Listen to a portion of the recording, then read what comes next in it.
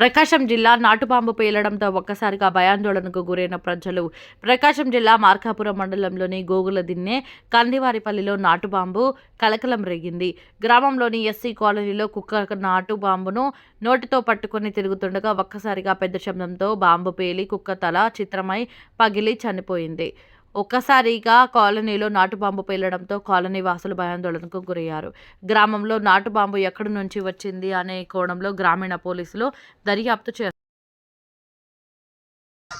అంటే జనాలు వచ్చినా కానీ ఇబ్బంది లేదా?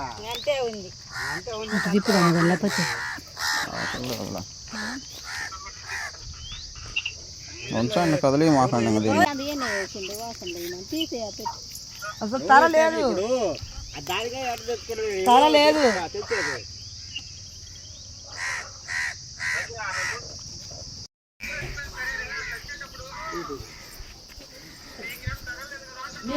మేమేమి లేవు, మత్తటి పోయినది మేమందరం ఇక్కడ కూర్చున్నాము. నేనే తోలింది లేదు, కుక్కని తీసుకురా పలాడుంది.